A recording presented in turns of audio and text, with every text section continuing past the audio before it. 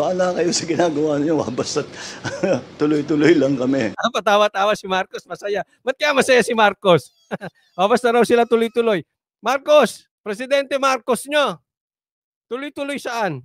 Hindi, pakaliwanag kasi wag mong pinuputol yan. Anong tuloy-tuloy?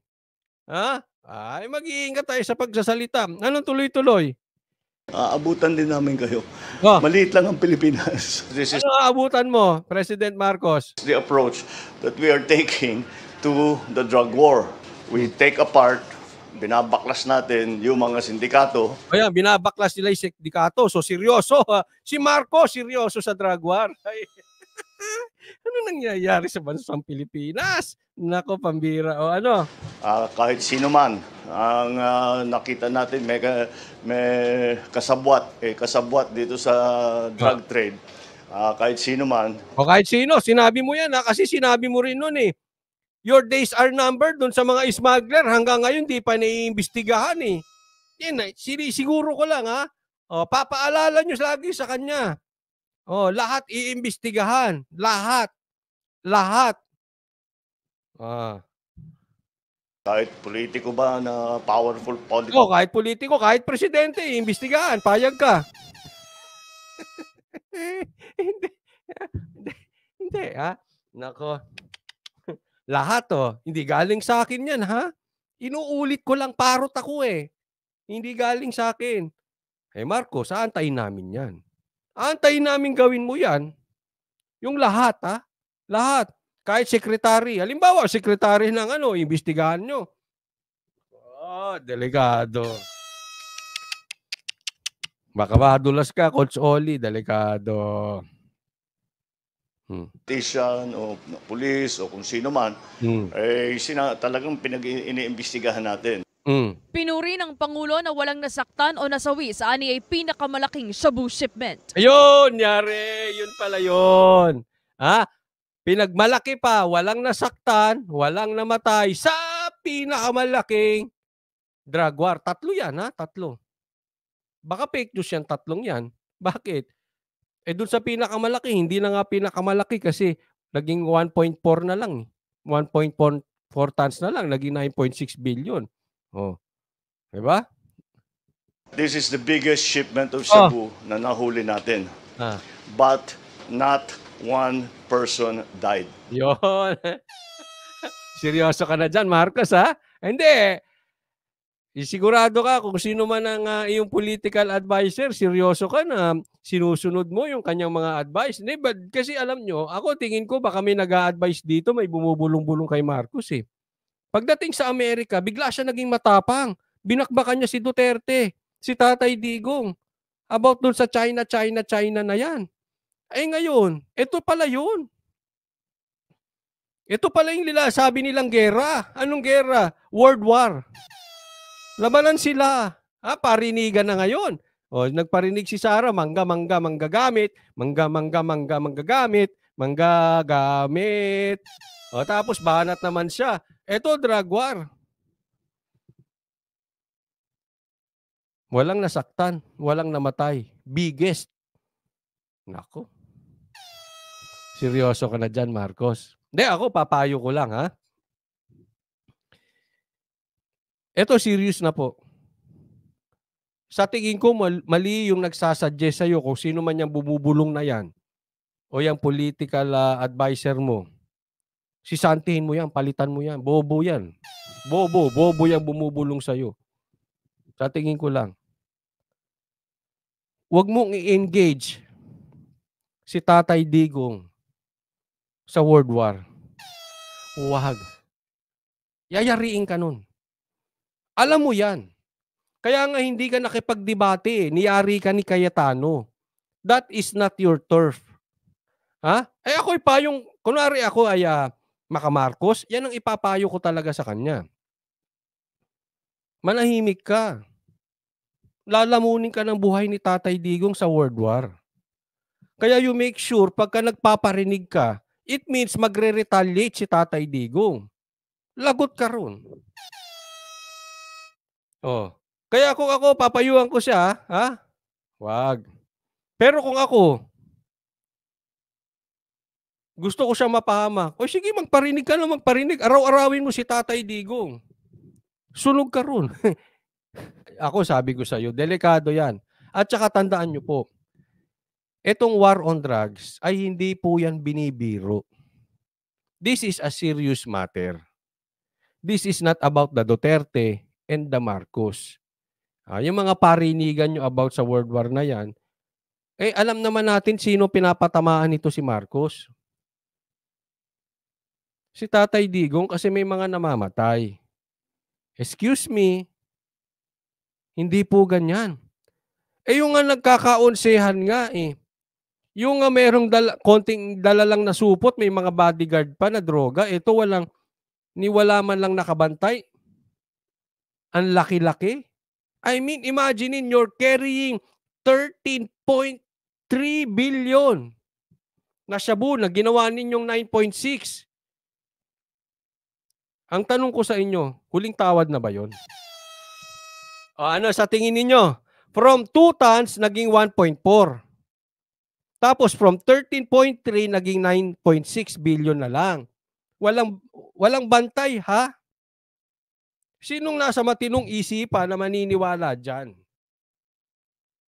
Hindi ko po siya pinagbibintangan, pero I cannot blame the people kung walang naniniwala na dyan.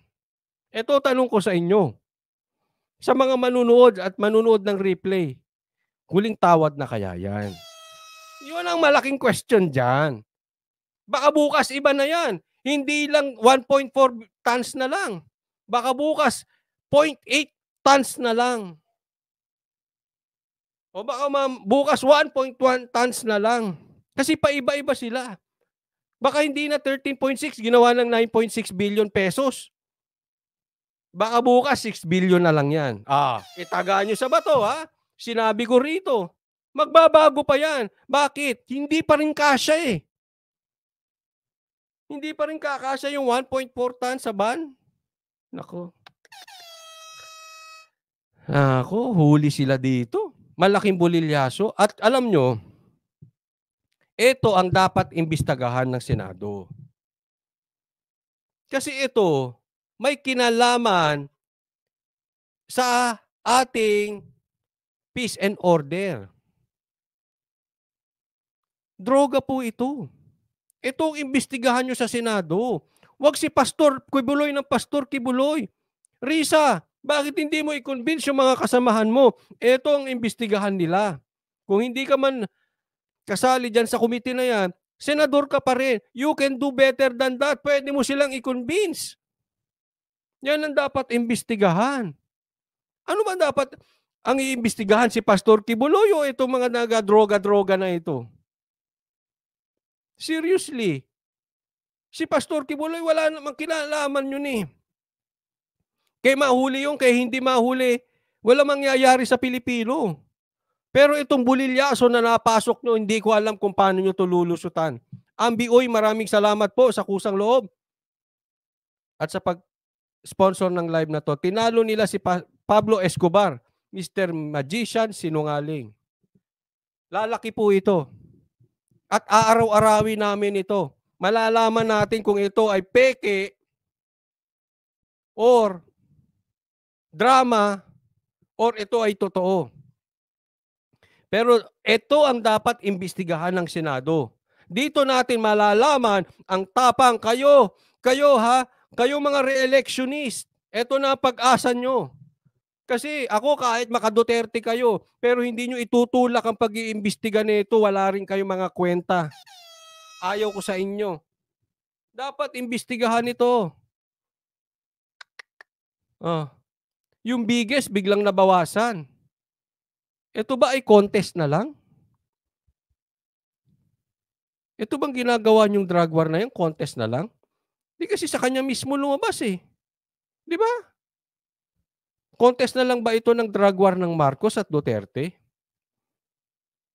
Pinitik ni Marcos si Tatay Digong dito.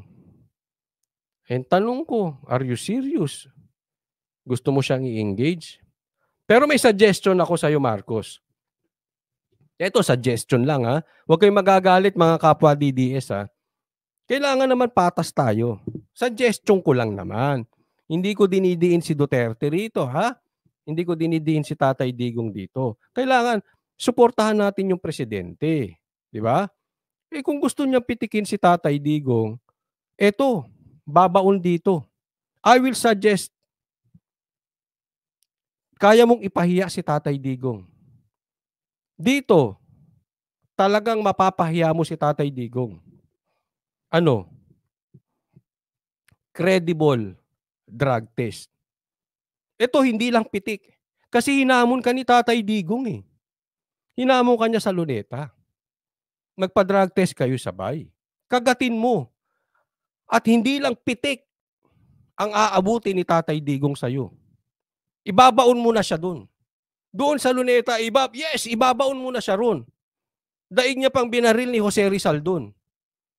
Mapapahiya si Tatay Digong sa'yo. Pa-drug test kayong dalawa. Tapos ang istorya niyan, lagot. Sunog si Tatay Digong. Sunog na sunog siya dyan. Oh. Di ba?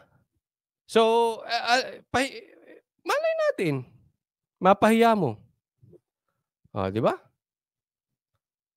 Suggestion lang naman yun. Kung gusto mong talagang pitikin si Tatay Digong, tapos na.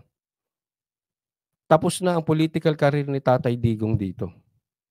Pa-drug test kayo. Coach Oli, sabi dito ni Brenda Lynn, Coach Oli, pinitik na ni BBM si Tatay Digong, drug test live nga. Ayun. Sige, go. Walang namatay, walang nagputukan, walang nasaktan. Basta't inoperate natin ng dahan-dahan, yun naman dapat ang approach. Para sa akin, yun dapat ang approach sa drug war. Na ang pinaka-importante is matigil natin ang pag-ship ng mga Ganito rin ang nauna ng pahayag ni Hindi nyo na tinuloy ng mga di ba?